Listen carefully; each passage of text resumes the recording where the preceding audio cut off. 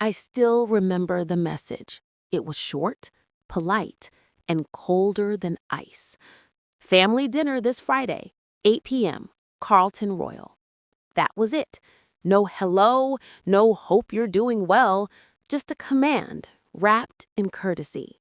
It was from my mother-in-law, Evelyn. My husband, Daniel, didn't even look up from his phone when I asked, "Is this for me too?" He just shrugged. "Of course," he said. "You're family now, aren't you?" I wanted to believe him. I wanted to believe that after 2 years of marriage, his family would finally see me as more than the girl who married up. The Carltons, old money, perfect smiles. They looked like a magazine cover. And me? Just a scholarship girl from a small town. I spent the whole week rehearsing small talk, practicing how to hold a wine glass, and choosing a dress that whispered, "I belong." I didn't know then I was walking into a performance, and I was the evening's entertainment. The Carlton Royal wasn't just a restaurant. It was an empire of glass and marble. Every waiter moved like part of an orchestra, silent, graceful, rehearsed. When Daniel and I walked in, they were already seated. Evelyn, her husband, Gregory, and Olivia, Daniel's perfect younger sister. 4 of them at a round table by the window, a table so grand it almost looked like a throne. Evelyn looked up slowly. "Ah," she said, "you made it." Her smile didn't reach her eyes. I stood there, clutching my clutch like a shield, waiting for her to motion to a seat. She didn't. A waiter, kind but nervous, whispered, "Ma'am, shall I prepare an extra chair?" Evelyn's eyes flicked toward him. "No need," she said softly. "This table is for family." Those words, they didn't just land. They cut. I looked at Daniel. He didn't say a word, didn't move. "There's a smaller table by the corner.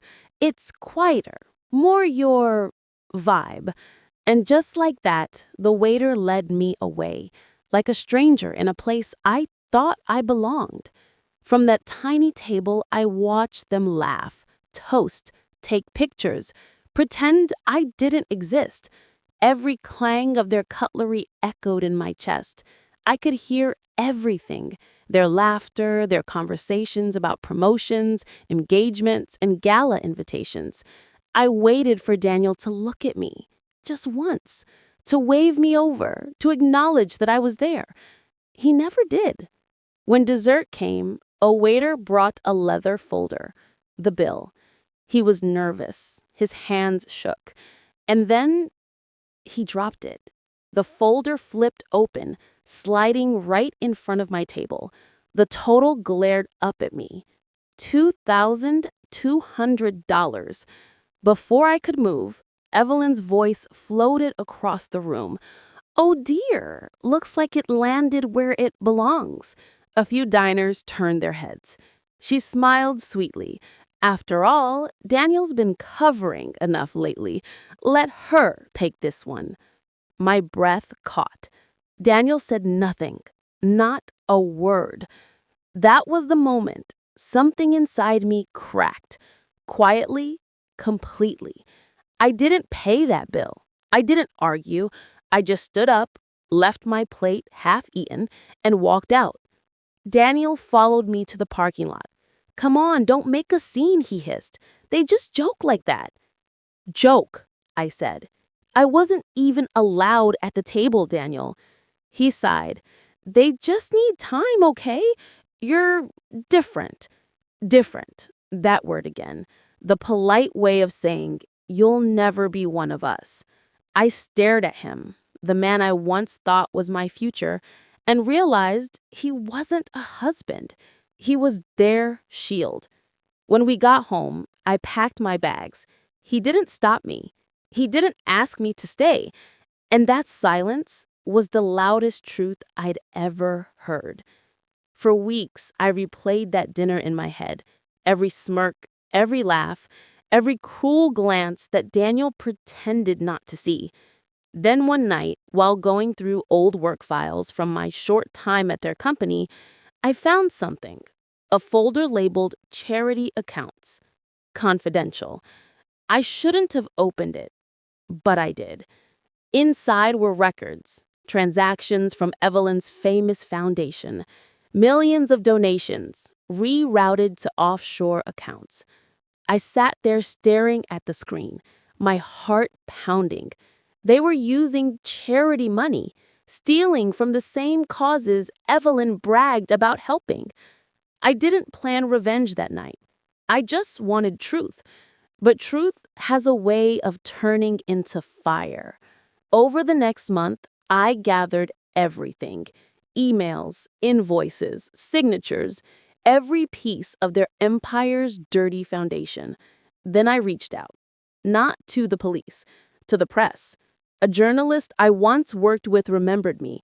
She didn't believe it at first until she saw the files. We verified every name, every number, every lie. And then fate gave me a gift: Evelyn's annual charity gala at the same restaurant where she humiliated me. I bought a ticket. Anonymous donor. Front row. I didn't come to eat this time. I came to serve something else. The night of the gala shimmered with money, diamonds, cameras, lies wrapped in champagne bubbles. Evelyn floated through the crowd, shaking hands, accepting compliments. The picture of grace. Daniel was there too. When he saw me, his smile faltered. "What are you doing here?" he whispered. I smiled, just enjoying the family event. It is for family, isn't it? He frowned, but before he could speak, the host announced Evelyn's speech. She stepped on stage, radiant in silver.